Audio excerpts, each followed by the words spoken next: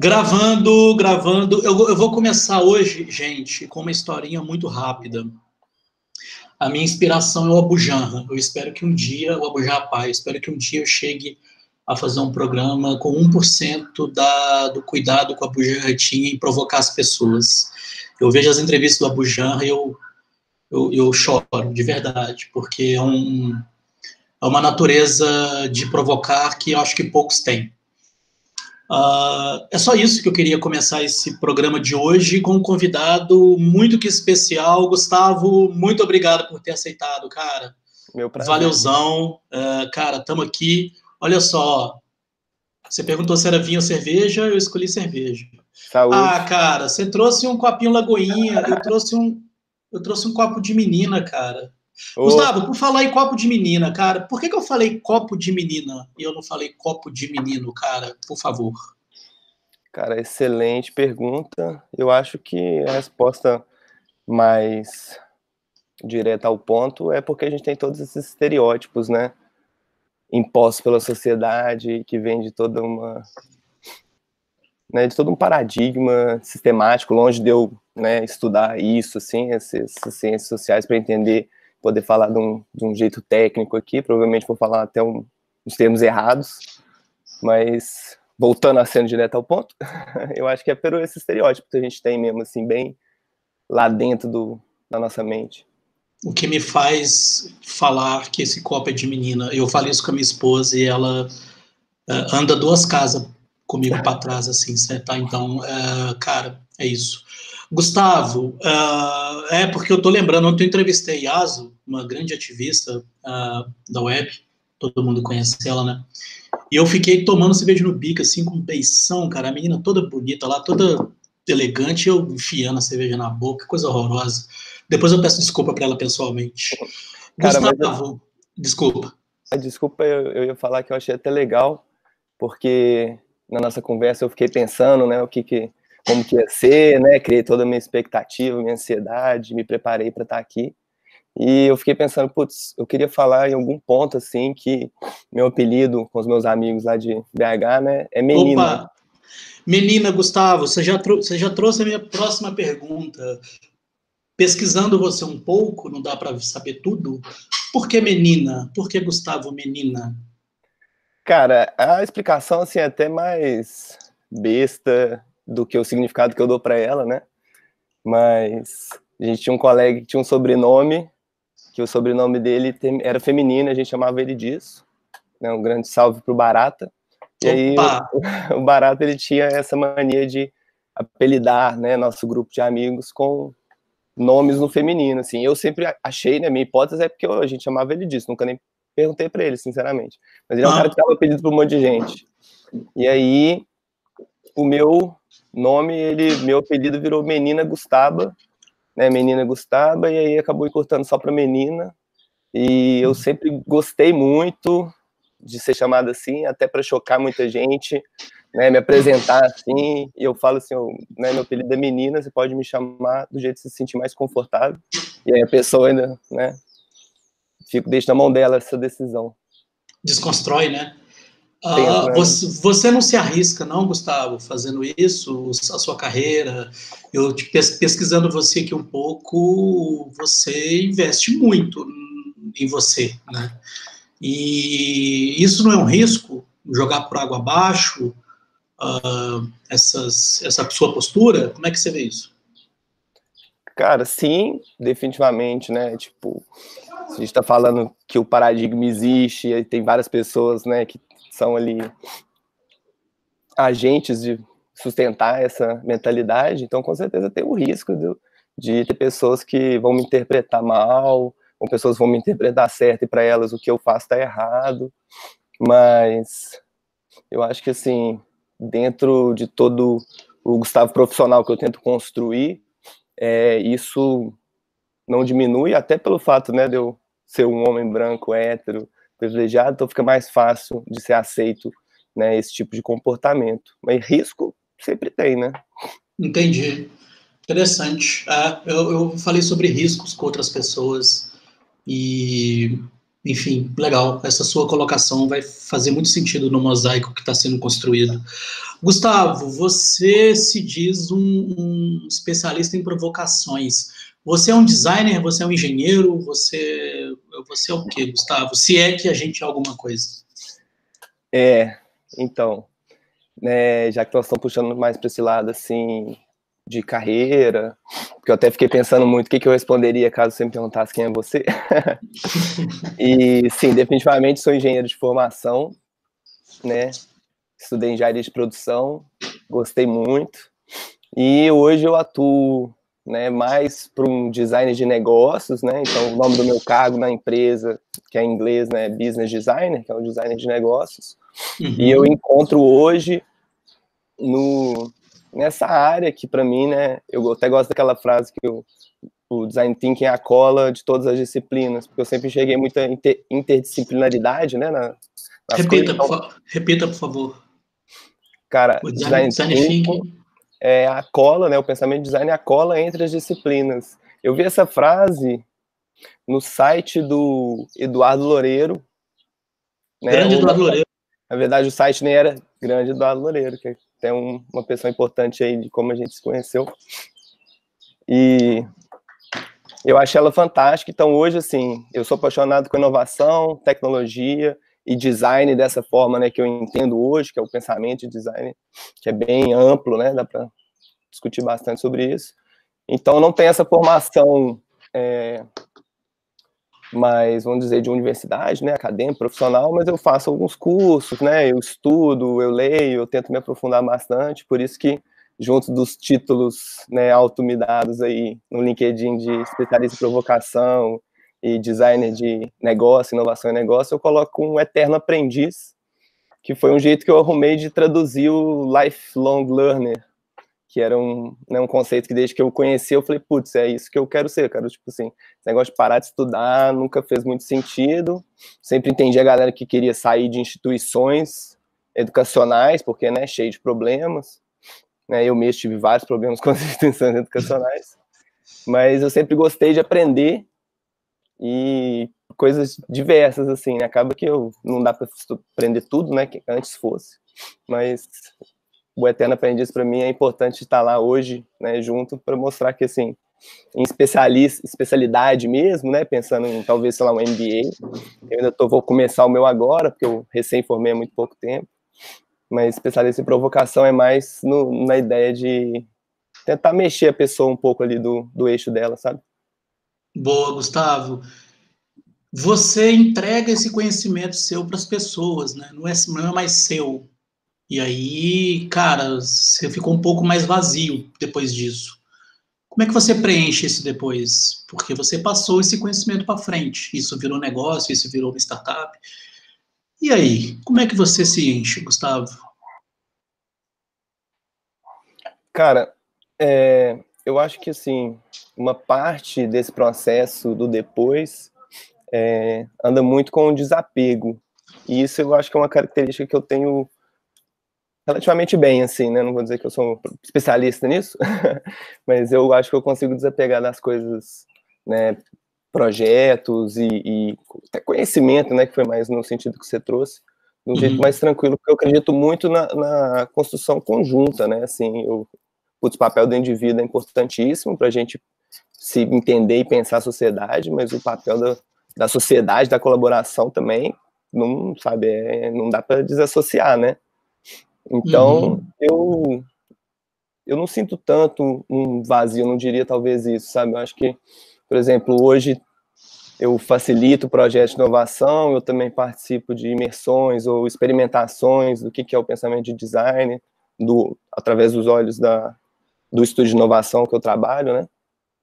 E então, para mim, é legal, assim, é motivador ver se eu conseguir ajudar alguém em algum sentido, se eu conseguir entregar valor para alguém em algum sentido, eu já fico feliz, porque, putz, hoje, né, eu me enxergo ainda como uma pessoa muito iniciante na vida profissional que eu quero ter, assim. Entendi, Gustavo. Uma das minhas falhas como designer, se é que eu posso usar essa palavra para mim, é o apego. tá? Inclusive, literalmente, eu tenho mapeado mesmo, assim, né? Você vai envelhecendo, cara, você vai fazendo algumas rupturas internas, né? E o apego sempre foi um sabotador para mim. E depois de um tempo que eu percebi isso. O apego à interface, a interface é minha, esse botão é meu, esse título é meu, né? E aí eu demorei um tempo para descobrir que a interface não é minha, cara, né? É do usuário, é do cliente, né? Então a pergunta foi nesse sentido. Quando você fala que você é um designer de negócios e principalmente para quem está começando agora, jovens, tal, que é um dos focos da ideia do canal, você aconselha abrir o conhecimento que você abre. É claro que existe remuneração, lógico, ninguém aqui é inocente. Uhum. Mas você aconselha abrir esse conhecimento ou você aconselha ser um designer, saca, assim, que não toca a bola? Não, cara, eu aconselho muito a abrir o conhecimento, pensando até nas metáforas futebolísticas, né? Uma coisa que eu adoro do Brasil é que quase tudo a gente consegue transferir para uma metáfora futebolística, né? Assim. Quase tudo, cara, impressionante. E então, assim, eu toco a bola, mas às vezes eu não, pensando, olhando mais para mim, eu não peço tanta ajuda ali para fazer umas ações conjuntas quanto eu poderia, né? Assim, pelo menos é uma coisa que eu tento trabalhar hoje em mim. Mas pensando em compartilhamento, definitivamente, acho que eu sempre fui da ideia de que quanto mais pessoas envolvidas, ou quanto mais você se expor, né? Por isso que eu acho até fantástico o que você está fazendo aqui, porque é difícil demais. Nossa. Um dos meus melhores amigos, ele fica me empurrando, falando assim, se exponha, sabe? Fale sobre o que você faz, de qualquer muito forma, difícil. né? Na mídia que você preferir. Por exemplo, parabéns, assim, de verdade. Valeu, Nem obrigado. imagino como é que foi isso. Vocês estão me ajudando, na verdade. Boa. Mas eu sempre gostei, sabe, desse conceito de Open Innovation, de, tipo assim, putz, tem uma Wikipédia e as pessoas, elas podem ali, se auto-organizar. Eu sempre achei isso uma possibilidade muito fantástica. É claro que isso a gente não pode também ser ingênuo e achar que isso é aplicável na maturidade que a gente tem hoje, né, em todas as áreas, de forma nenhuma. Mas eu acho que tem muito campo para explorar aí, sabe? E junto, né, aquele juntos somos mais fortes, né, sabe? Eu sou muito dessa teoria, assim. Legal. Faz muito sentido. Então, você está na empresa que você está, né? Acho que tem mais fit, né, com o que você acredita. E a gente vai ajustando isso, né, Gustavo? Cara, eu embaralho as perguntas propositalmente, tá? De onde você saiu, Gustavo? Eu sei que não dá para... Ninguém consegue contar uma história de vida, né? Óbvio. Sim. Mas se você pudesse sintetizar de onde você saiu, o que você está fazendo aí, rapaz? E aí, o que aconteceu nesse meio tempo? Cara, acho que definitivamente saí da barriga da minha mãe, né? Diretamente do útero dela ali, né? Salve para minha mãe fantástica, Heloísa Moreno, inspiração sempre foi. E então ela, Canelinha vai participar. Opa, Pipi, pipoca, tem companhia aqui, ó. E então eu nasci, sabe, num bairro nobre, centro-sul de Belo Horizonte, né? Uma grande capital. E sempre tive acesso a praticamente tudo, né, que me interessei. Claro que tem, né, acho que toda família tem ali uma questão ou outra, né, mas tem bom relacionamento com os meus pais, então eles me incentivaram da forma que eles puderam, que foi muitas formas, e, putz, estudei num colégio massa, fantástico, BH, escolhi a engenharia de produção, sabe, orientado por uma psicóloga, numa orientação vocacional que minha mãe pagou para mim 10 sessões, que fez toda a diferença, porque eu vi o tanto que é difícil, né, você ali com 18 anos, em média, ali, escolher que você quer atuar profissionalmente. Passei ali, né, um tempo morando no Canadá, Ciência Sem Fronteira, obrigado você, Olha, paga seu imposto, eu agradeço muito, sou super a favor de pagar imposto. Foi na primeira temporada do Lula, não foi? Ou na segunda? Foi na Dilma. Foi na Dilma, saudades, saudades. Mas é um tema para a próxima. Isso, 2012 ali, 13. E aí eu recentemente me mudei para Campinas, né? Voltei para Belo Horizonte depois da minha estadia no Canadá. Formei, terminei a faculdade, né? Levei um bom tempo para isso, porque eu levava outros projetos em paralelo. Eu tinha essa possibilidade. E, né, eu conheci minha companheira, minha namorada, Ju, grande parceira de várias conversas, até aqui pertinho de mim. Um abraço para Ju. Mandou um abraço para você. E ela estava estudando, quando eu a conheci, ela estava estudando para vir para a Unicamp, né? Ela tinha terminado a graduação dela em Direito, queria fazer Geografia. Achei fantástico e, né, nos meus estudos, nas minhas desconstruções aí sobre, né, feminismo, privilégios e tentando me enxergar e saber como que eu posso fazer diferente. Eu até comentei isso com ela, falei assim, putz, a pessoa que eu acredito que eu quero ser, ela vai fazer esse movimento, né, porque normalmente num casal, quando uma pessoa muda, a quem vai atrás, em média, na nossa sociedade patriarcal machista, aí é o homem se mudando e a mulher indo junto, tem até exemplos disso em conhecidos, claro. pessoas que eu vejo. E aí eu me ofereci, né, literalmente, falei, não cabe eu nessa mala, né, a gente tinha muito pouco tempo de relacionamento, inclusive, ela botou fé em mim, né, e vim aqui, estou em Campinas tem um ano e meio, mais ou menos, né, mais precisamente em Barão Geraldo, que é fantástico, é um lugar, assim, maravilhoso de se viver, moro numa casinha hoje em dia, então, oxe, que delícia. Gosto de me definir como dono de casa também,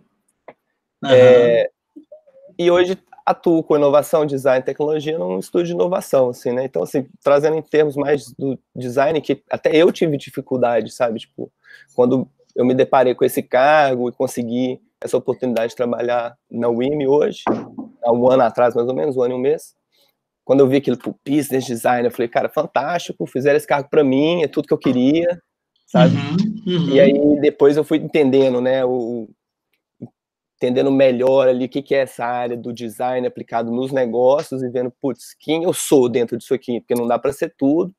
Fiz um curso fantástico de UX aí da HAL Bootcamp, que foi gratuito, cara, foi muito bom. Tive 2 meses de aula aí, toda terça e quinta, e aí eu comecei a me entender, tipo assim, eu faço, né, um design de serviços, né, eu facilito projetos junto com o time, e aí hoje eu já consigo entender um pouco mais, mas ainda não perfeitamente, porque para mim, quando você entende perfeitamente, é quando você consegue ensinar para uma criança, né, de 5, 6 anos, o que você está fazendo, e eu ainda não cheguei nesse ponto, assim. Entendi. Gustavo, eu vou anotando aqui, porque eu vou fazendo um caos aqui para depois elaborar o textinho de lançamento, né? Eu sou amigo do citou... caos. Cara, quando eu entendi isso, minha vida mudou, cara. Primeiro, você falou da sua namorada, certo? Não é esposa, Eu tenho uma esposa, e é estranho falar eu tenho, né? É estranho eu tenho uma esposa, como se ela fosse minha, né? E aí, cara, eu não vou delongar porque aqui é você falando, mas só para deixar registrado que se eu tenho um pouquinho do que eu tenho hoje, é graças a ela totalmente. Totalmente é uma injustiça também, porque, pô, né? Tem uma construção, mas por que a gente fala pouco das nossas esposas como agentes de transformação? Boa pergunta.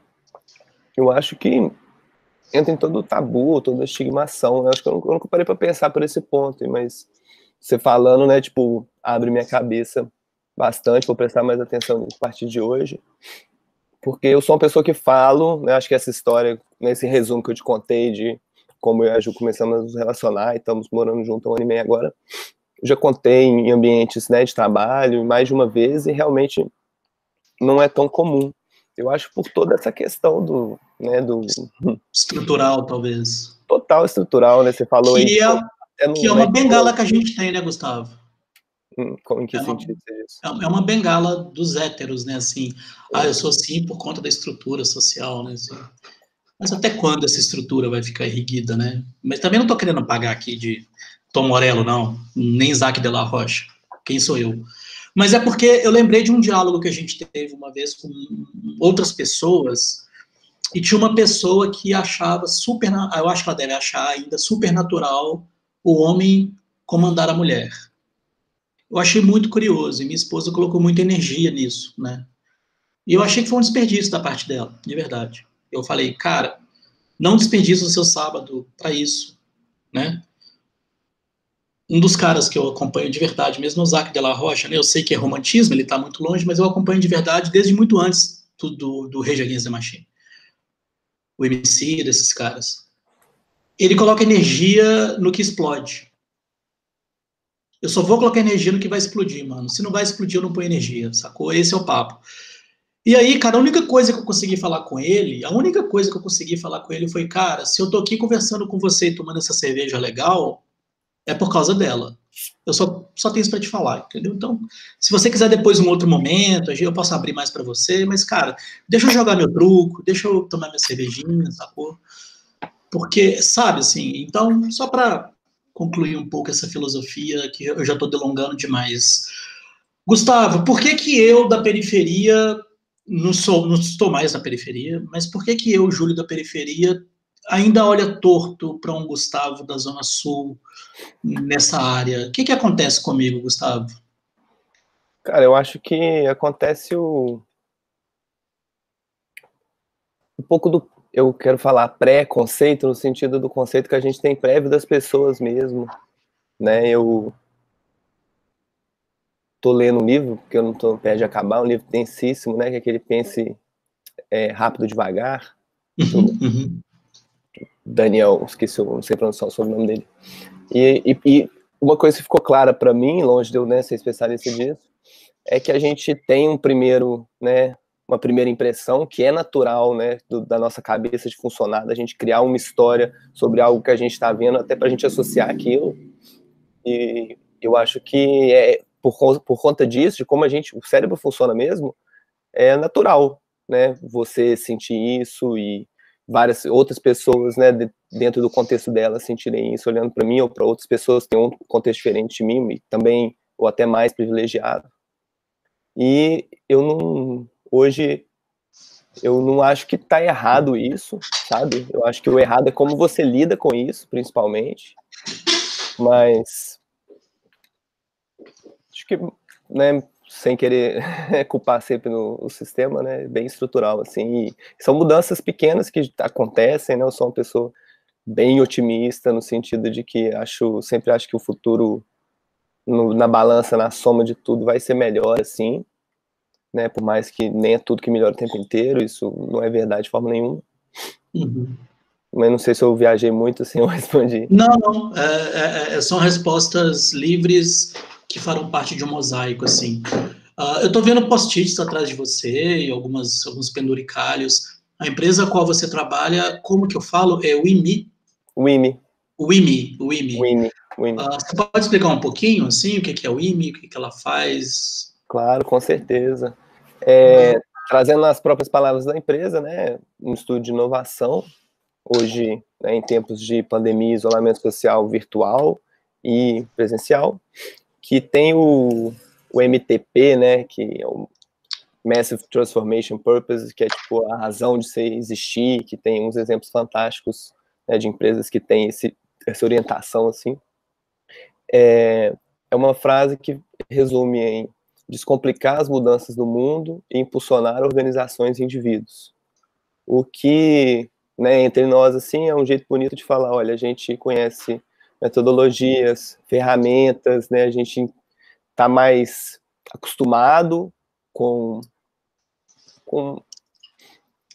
eu acho que com jeitos mais contemporâneos, né, de lidar com problemas de negócio, certo? Até porque nossos clientes, grande maioria, são grandes empresas multinacionais. E a gente está disposto aqui a fazer projetos a 4 mãos com você, então a gente não se posiciona como uma consultoria, tipo assim, não, você não vai chegar para mim, eu sei tudo sobre o seu negócio, né? Putz, eu toco projetos simultâneos, então, assim, são empresas totalmente diferentes, uma no ramo da energia, uma no ramo, né, tipo, de agricultura, e aí eu sempre falo com os clientes, falo assim, quem entende disso é você, né? Eu vivo todo dia o design, inovação e tecnologia de formas diferentes, mas eu não sei construir nada sobre o seu negócio, sobre o seu contexto sozinho, eu preciso de você construindo comigo, né? E aí, na prática, a gente, no meu caso, né, que eu sou do time de projetos, assim, eu pego projetos de curta duração, onde a gente se inspira muito na sprint de design, na metodologia de se fazer design thinking da D-School, né, de Stanford, e conceitos também de Lean Startup, a gente junta isso tudo, pega as empresas na mão e fala, vamos junto, e saem umas coisas bem interessantes, uns projetos super legais, tem umas histórias de sucesso bem maneiras, assim. Legal, Gustavo. Sobre isso, soa tudo muito bonito, né? E de fato é bonito, senão você não estaria aí fazendo o que faz. Eu disse bonito no sentido de provocar o seguinte: eu só consigo inovar com dinheiro, Gustavo? Olha, definitivamente não, só que é mais fácil, né? Vamos combinar que quando você tem recurso, e aí entra dinheiro, entra pessoas, né? Tipo, oportunidades, enfim. Com certeza o jogo é outro do que quando você não tem recurso, né? Mas não, né, o que eu entendo hoje de inovação é que você não precisa, né, não é determinante você ter dinheiro para conseguir inovar.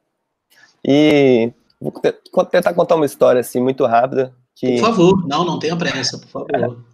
claro, que foi assim, como que eu consegui esse emprego, né? Porque eu vim para Campinas, cara, eu não sabia nada, mal sabia o que era Unicamp, não conhecia muito onde eu estava pisando, né? Foi um ato de loucura, paixão e tipo, e risco mesmo.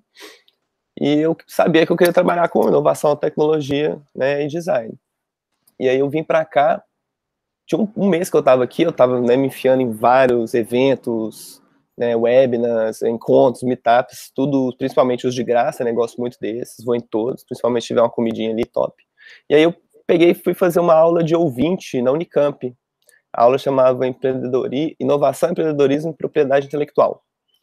E era uma disciplina diferente, não era de nenhum curso específico, ela é feita pelo Inova Unicamp, que olha para empreendedorismo e inovação dentro da Unicamp. E aí tinha até uns servidores, uma galera bem mais velha, assim, e tinha um pessoal mais novo que queria puxar isso. E cada dia era um professor ou uma professora falando sobre um determinado assunto. E aí eu perguntei, putz, posso ficar aqui de ouvinte, galera? Só colar aí, você não vai ter nota, é nóis, demorou.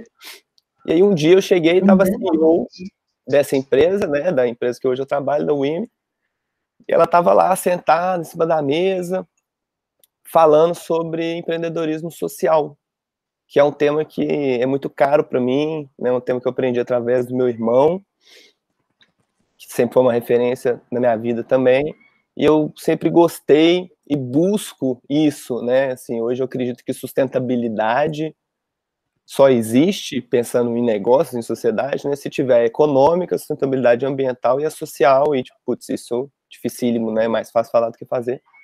E aí ela começou a contar o que a empresa faz, e fazer esse discurso bonito, né, que eu contei para você, que, né, é um discurso bonito, que mostra a parte que quer mostrar.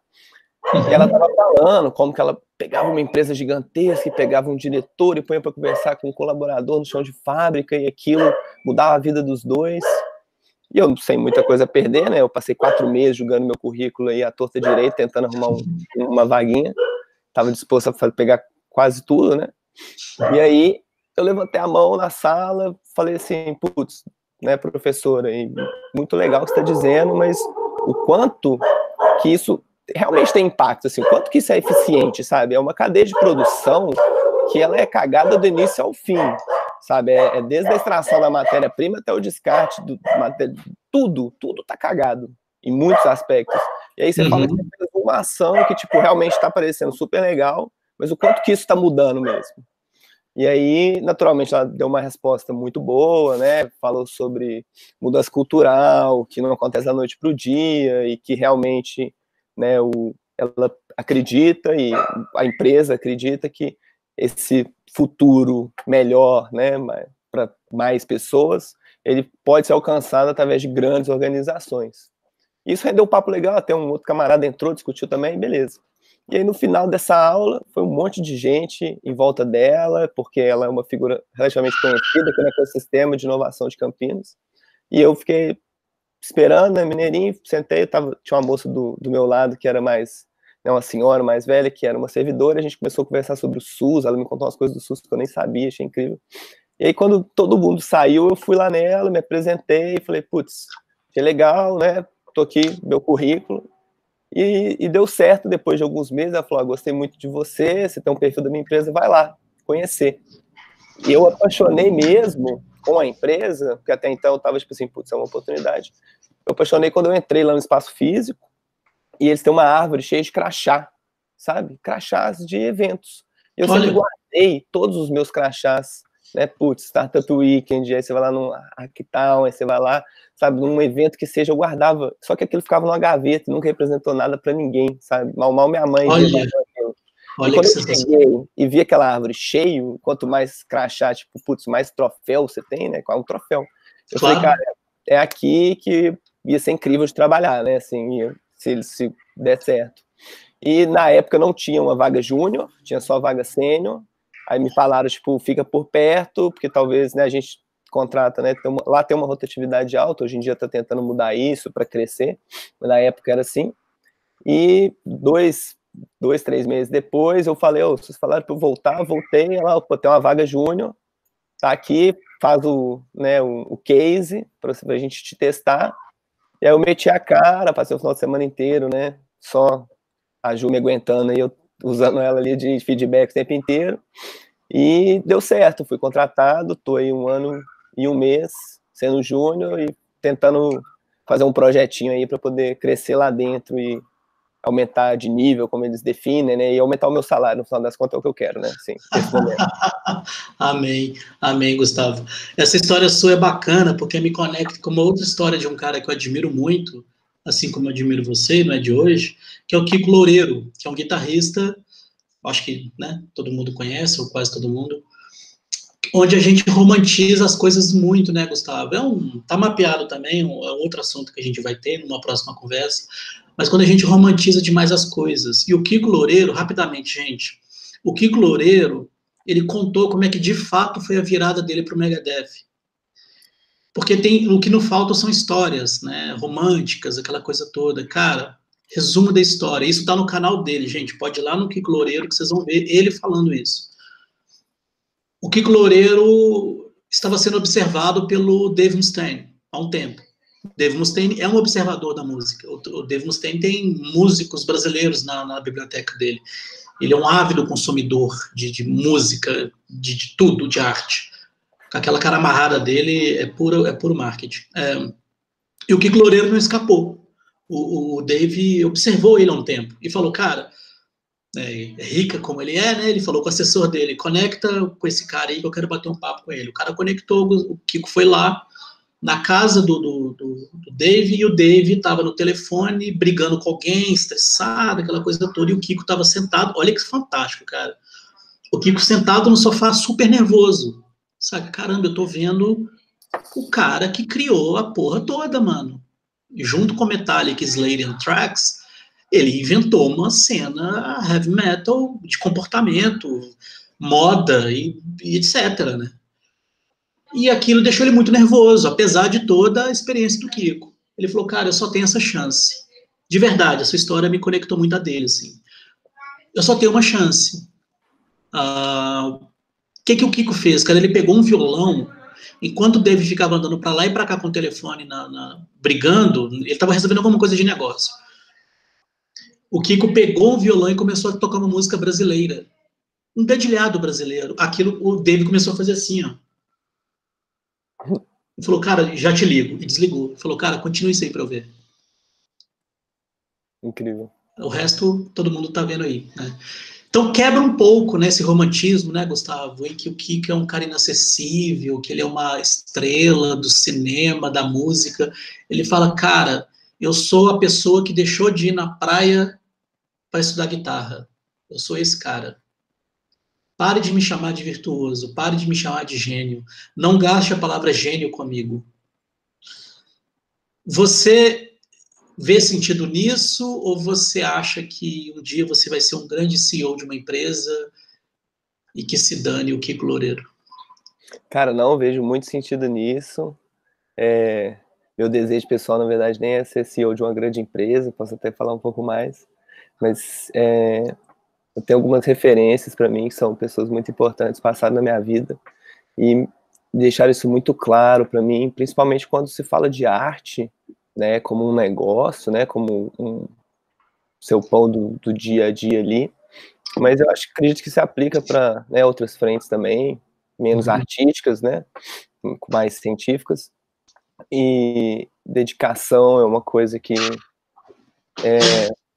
não necessariamente vai se pagar, né, não é todo mundo que vai fazer, né, 10 mil horas que seja ali, se aperfeiçoando em alguma coisa, vai conseguir um sucesso garantido, pensando, né, em termos de rentabilidade financeira, enfim, propósito de vida, mas propósito de vida sim, mas você entendeu. E só que as que conseguem, muitas, né, ou todas provavelmente, né, não saberia dizer, passam por isso. Então, assim, eu sou muito dessa ideia de que, né, a pessoa gênia, né, a pessoa que é um gênio ou uma gênia ali de determinada área, ela teve muito esforço, né, ela teve, tipo assim, escolhas mesmo, e todo um caminho que levou ela ali, né, assim, você achar que a pessoa nasce com aquele talento inato, eu acho que é outro tabu, outra ideia do senso comum que, por mim, já podia mudar, assim, sabe?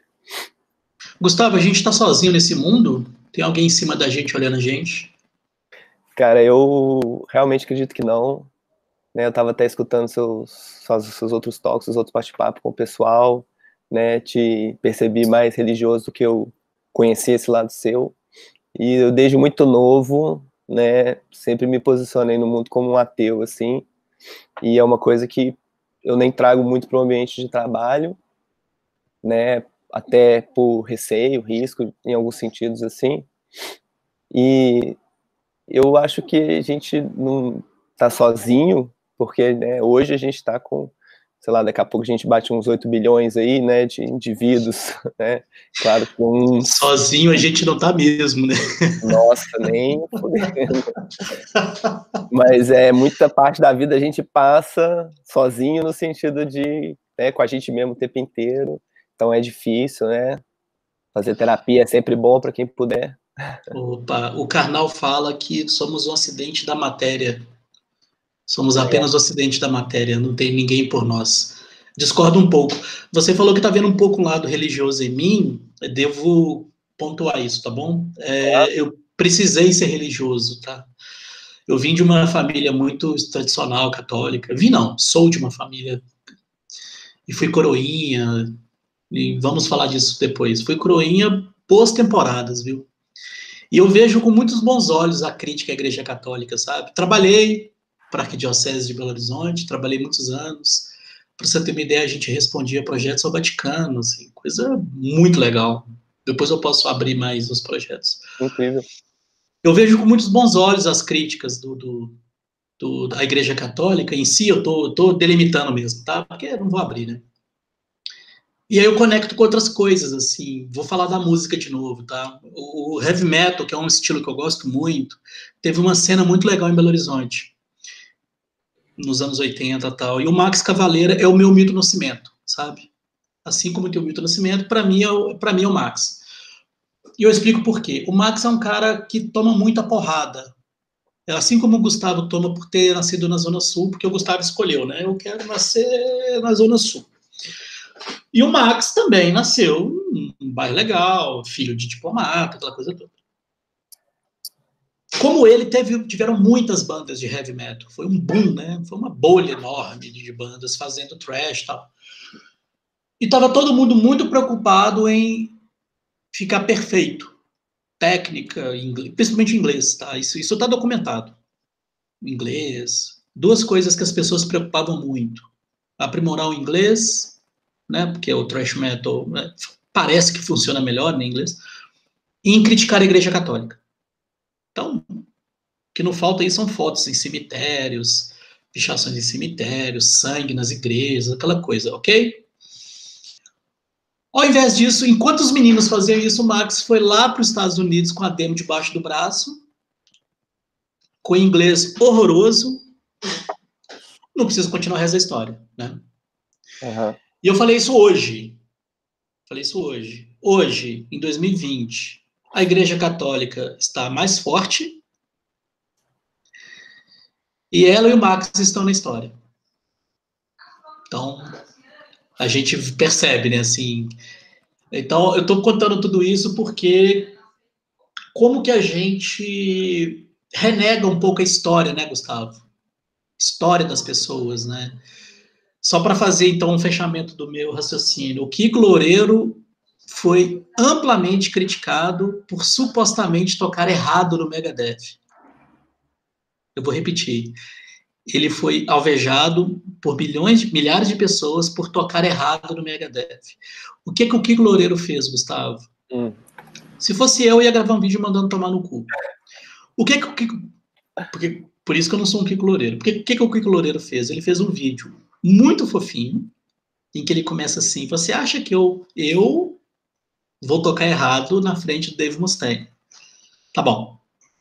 Ele pegou a guitarra e mostrou a música. Vou mostrar para vocês o que eu faço nessa música. Vocês vão entender. É porque ele não estava imitando o guitarrista anterior. Incrível. Consegue perceber assim? Cara, caminhando para o final, essas historinhas que eu contei, a gente renega muita história, Gustavo. Você acha que não? Você acha que sim? Nós brasileiros, eu vou delimitar a pergunta. Claro, não, eu não tenho dúvida, né? Inclusive, putz, tem tanta coisa na cabeça, mas assim, eu mesmo reneguei muito a história, né, trazendo para mim, assim, eu sempre fui um alienado político até lá para protestos de 2013, né, o que foi para minha geração, né, eu sou de 92, foi a primeira vez que eu vi meus amigos, minhas amigas indo pra rua protestar, e eu não tava lá, cara, eu tava no Canadá. Eu perdi o time disso. E isso era uma coisa que eu queria falar, tinha até dobrado o dedinho para não esquecer, que eu tenho eu tenho algumas ideias que eu enfio na minha cabeça, né, que eu tiro de TEDs, que eu assisto, né, uma delas é que eu vou passar dos 20 aos 30 anos estudando, dos 30 aos 40 trabalhando para alguém, e aí só com 40 eu vou tentar de novo abrir um negócio meu. Olha só, cara. Tirei isso de um TED, não lembro nem qual para te falar. E tem um outro que eu sei qual para te falar, que é um cara que analisou 1 milhão de startups lá, né, exagerando, claro, mas um monte, e ele viu que o fator mais decisivo, independente do seu recurso financeiro, da sua equipe, das pessoas, da sua ideia em si, era o timing, né, que tinha ideias com timing tipo do Netflix não é tão certo, e eu tenho isso muito para mim, assim, como filosofia de vida, que o timing ele é muito determinante nas coisas. Então, voltando um pouco para a sua pergunta, né, se a gente renega a história, eu acho que, como eu disse, eu sou otimista, então eu gosto de acreditar que a gente tem renegado um pouco menos. As informações estão caóticas hoje, né, nesse mundo digital que a gente chama de internet, e eu gosto, né, quero muito crer que a gente vai, a gente já está, tem diversas pessoas fazendo vários movimentos de organizar isso e facilitar o acesso, né, a essa parte que é renegada da história. Então, hoje, tipo, eu questiono, né, outro dia eu vi um vídeo bem legal do Food Theory e tal, enfim, um canal interessante, e aí o cara falando, né, das eras das trevas, que foi quando a Igreja Católica dominava, a gente não produziu nada, e hoje eu olho para aquilo e falo, cara, essa história não é a que eu acredito mais, eu acho que, assim, esse é um jeito de se contar, mas eu acho que tem vários outros jeitos de você contar a mesma história que mostram que não são, sabe, perdidos, assim, é muito forte. O dono da verdade é quem ganha a guerra, né, Gustavo? Sim. Meu melhor amigo, ele ama guerras mundiais, no sentido de estudar e aprender sobre elas, ele sempre falou isso muito. E sempre foi muito atrás de mim também. Eu estou tentando acompanhar a série Vikings, mas tem sido bastante difícil, tá? Apesar de eu achar o cara muito bonito, o ator o cara é sensacional de bonito, né? Mas eu tenho alguns problemas, alguns bloqueios, tá? Mas uma coisa eu tô conseguindo extrair, cara. Por que a Igreja Católica tá aqui e os Vikings não? Uhum. Por conta da verdadeira estratégia, né? É uma instituição de 2000 anos que mantém a mesma metodologia, brother. A mesma metodologia. E os caras estão aí. Os Vikings, não quero falar bobagem, então não vou me arriscar aqui, mas os Vikings são mundialmente conhecidos pela veia que eles tinham da experimentação. Né? Os Vikings faziam uma tábua, botava na água, remava aquela porra até Paris, cara, e ia pro pau. Se isso não for startup, nada mais é. O fato é que a igreja está aí e a startup não. Enfim, só uma provocação, por favor, guarde, não me devolva, que eu vou te convidar para um próximo papo, cara. Gustavo, caminhando para o final, Gustavo, você falou aí cara, de bastante coisa. O mural caótico aqui tá muito legal. Penúltima pergunta, Gustavo.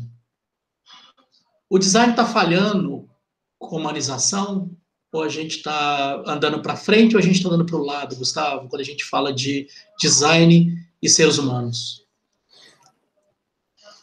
Cara, eu acho que o design, assim, né, lembrando, contextualizando que eu ainda sou muito novo nisso tudo, né, assim, atuando profissionalmente tem 1 ano, então, né, pensem nisso quando forem analisar aí minha posição, mas eu gosto de ver o design como indo para frente, né, mas assim, pensando no nível mais macro e abstrato possível, né, de filosofia, e é claro que tem um monte de entrave nisso tudo para acontecer de fato, mas com certeza tem muito do respeito com as pessoas que se perde, né, nesse mundo de competição agressiva e até aniquiladora mesmo, né, que a gente vive.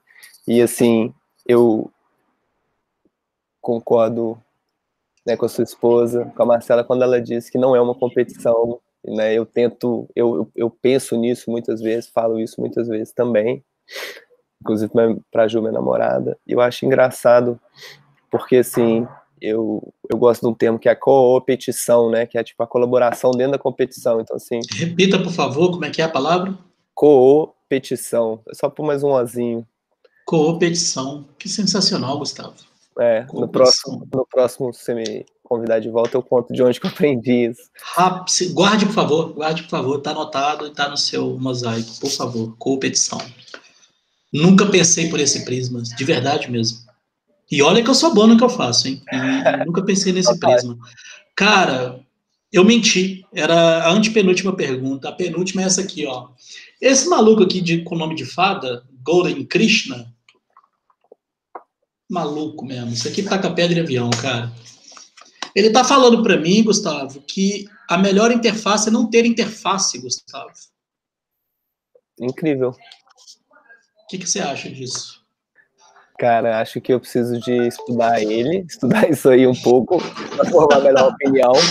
Mas eu gosto muito desse conceito, assim, de tipo, putz, acho que quanto menos tem a interface, não sei se é isso, tá? Vou devanear aqui um pouco, mas é mais natural, né? Tipo, a gente não pensa no viver como ser uma interface, né, da nossa mente e espírito com o mundo físico e aqui, né, mas porque é muito natural pra gente, então assim, nesse sentido eu acho que faz sentido. Eu digo, tá? Pode comprá-lo. Golden Krishna, a melhor interface é a não interface. É uma provocação que ele faz, aí eu vou fazer justiça agora, tá? É uma provocação muito interessante que ele faz. Não é um livro fácil de ler. Não é um livro nada fácil de ler, porque... Não vou falar quem é esse cara, não. É só bater no Google aí, vocês vão ver o resto. É uma das coisas mais bonitas que eu tenho lido ultimamente, porque o meu ganha-pão sempre foi fazer interface. E aí chega um cara e fala que eu estou fazendo lixo na internet. Então, e detalhe, ele é designer, tá? Cara, última pergunta, Gustavo. Qual é o seu elemento raiz? Boa pergunta, eu pensei muito nessa, prevendo ela, né? E eu acho que eu vou dar uma outra resposta. Cara, eu gosto muito de uma palavrinha japonesa escrita em ideógrafo chinês, que é o tal do Kaizen, né? Que, Pode soletrar, por favor? claro, Kaizen, ou aqui em São Paulo, I-N. Eu acho hilário. Kaizen.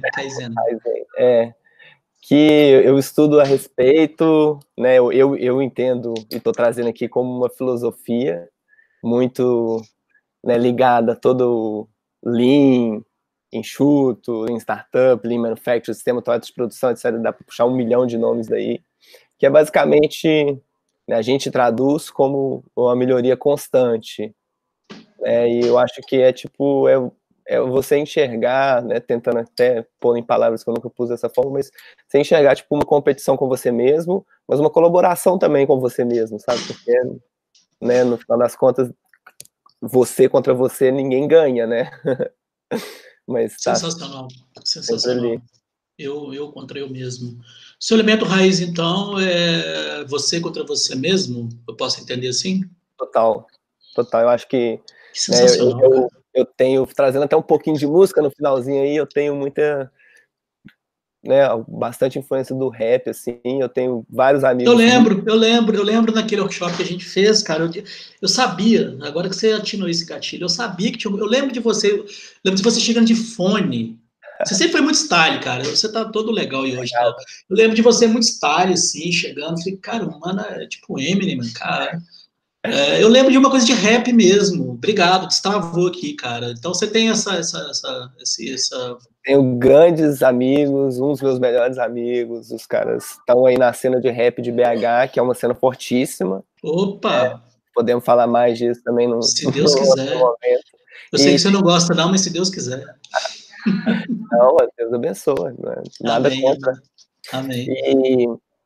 E, e tem muito esse jargão de assim, o seu maior inimigo é você mesmo, sabe? No sentido de tipo, putz, né, no final do dia, é claro que ter uma rede de apoios é importantíssimo, né? Ter uma pessoa ali que você compartilha a vida e constrói junto faz uma diferença, né? Inominável. Ter uma família que te apoia, né? E te provê de possibilidades também, nem se discute o tanto que isso facilita acessar várias oportunidades, mas independente de tudo isso, né? Tem aquele conflito da gente consigo mesmo, que vai, acho que vai ficar com a gente até a gente morrer, né? Assim, eu acredito que ele acaba ali, né? Pode ser que não, né? Posso estar errado. Me fala um cara da cena brasileira do rap que você admira. Cara, Djonga é acho que um dos mais fáceis de pensar que estão no topo hoje. Aí de Djonga, BH, conheço o Djonga. Conheço, claro, do seu trabalho, Djonga. é fantástico. E eu Porra. tenho, né, outras referências também, pessoas mais. Guarde, por favor, que eu vou te provocar muito sobre isso.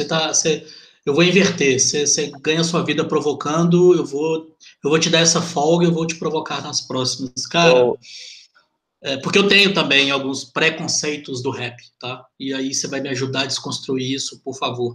Eu vi uma entrevista do meu mentor de talk show, que é o Abu Janra, uhum. a que eu espero de verdade mesmo. E ele entrevista o Emicida. E ele fala, Emicida, você é um traidor do rap, porque você dá entrevista na TV, você papapá, pipipipopopó. Todos nós sabemos que na comunidade de rap, hip hop é execrável. Cara, o Emicida com a cara de bunda dele, mano, ele dá um suspiro, velho. Ele fala assim, cara, eu sempre discordei, não importa onde eu estivesse. Olha que frase sensacional, olha que sensacional, Fantástico. cara. Sensacional. Então não vou delongar aqui mais, porque o desafio também é a gente ficar dentro desse time box para a gente poder exercitar também a objetividade. Gustavo, muito obrigado, brother. De verdade, dona mesmo, cara. Que conversa densa, cabulosa. E eu anotei uma série de coisas para te chamar da próxima vez. Só reforçando, a ideia é essa primeira temporada é isso, é meio feião mesmo. Tem um efeito de gelo seco aqui, ó, que na verdade é meu umidificador, tá? Maravilhoso. Importantíssimo, importantíssimo. Cara, a ideia é essa mesmo, tá? Eu sozinho, tô quebrando tudo mesmo, é na cara de pau mesmo. Eu Mas respeito muito isso. a temporada 2 vai ser o Gustavo de novo, com algumas surpresas, tá? Então, Legal. assim, cara, prepare-se, porque agora tá tosco mesmo, não tem vinheta, não tem efeito, não tem nada. Mas a temporada 2, prepare-se, cara, vai ser. Vamos cruzar pensamentos aí, sacou? E aí vamos ver o que acontece, sacou? Claro, tudo com muito respeito, obviamente, isso nunca foi exceção pra gente. Gustavo, muito obrigado, brother, de verdade mesmo. Manda um abraço para sua Obrigado namorada, eu. agradeça a ela por ajudar. Fique atento aos próximos meses para você receber o próximo convite. Vamos ver se o Gustavo é o mesmo ou se ele é progressista, assim como ele acredita que o designer é. Opa, bora. Eu já estou inscrito no canal, dou meu like em todos. Inclusive, assim, me inspiro muito com você dar a cara a tapa, assim, sabe? É uma coisa que eu quero fazer um dia na minha vida. No momento eu tô de boa, assim, pode me chamar. Rapaz, prepara, viu? Para mim, Prepara. só de estar aqui já é um movimento para isso. Rapaz, se o Kiko Loureiro toma porrada, imagina eu. Então, você só imagina, né? Cara, brigadão, Gustavo. Fica com Obrigado, Deus. eu. Bom Você também. descanso. Até a próxima, brother. Até, um abraço. Abraço.